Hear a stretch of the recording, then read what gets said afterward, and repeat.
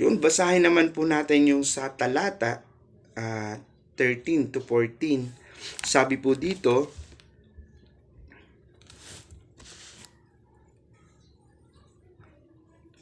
nirescue tayo ng Diyos mula sa kapangyarihan ng kadiliman at dinala niya tayo ng ligtas sa kaharian ng mahal niyang anak. Dahil sa kanya, tayo pinalaya. Ibig sabihin, napatawad na ang mga kasalanan natin dahil sa dugo niya. Saan inihambing ni Pablo ang pagkakaroon ng pananampalataya ng mga taga-Kolosas? Mula po dun sa talata na 13 hanggang 14 na mula sa kapangyarihan ng kadiliman nakalaya tayo doon, ninihambing doon ni Apostol Pablo na sa pamamagitan ng ating pananampalataya, pagtitiwala natin sa Panginoong Hesus, pinalaya tayo mula sa kapangyarihan ng kadiliman. Dahil doon napatawad na ang ating mga kasalanan dahil doon sa dugo niya.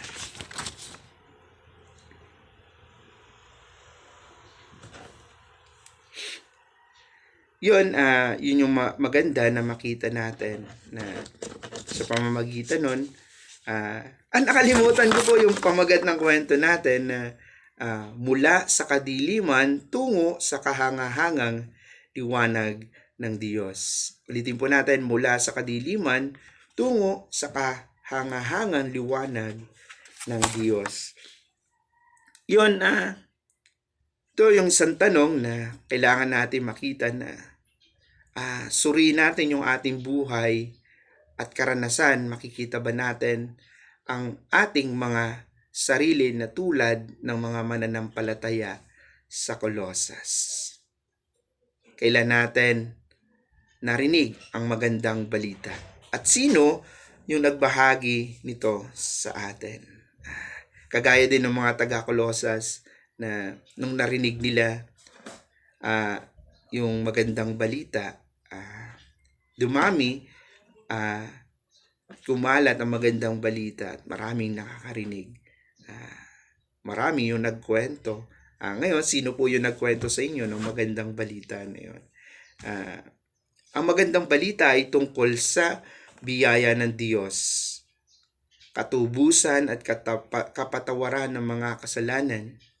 Tingnan natin yon, base po ito doon sa verse 6 at verse 14. Sabi doon sa verse 6, patuloy na nadagdagan ang mga nakikinig ng magandang balita sa buong mundo at dumami ang mga taong nabibless dahil dito. Sa ganitong paraan din kumalat ang magandang balita sa inyo mula panoong una niyang nabalitaan ng tungkol sa sobrang kabaitan ng Diyos at nalaman ninyo kung ano talaga ito. Sabi dun sa verse 14, dahil sa Kanya tayo pinalaya, ibig sabihin napatawad na ang mga kasalanan natin dahil sa dugo ng Panginoong Hesus. Na ganito ba yung nangyari sa atin nung narinig at tinanggap ng magandang balita?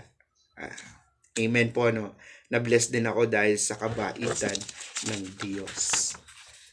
Dahil doon sa mga ipinanalangin ni Pablo sa mga taga-Kolosas, ano rito yung kailangan natin?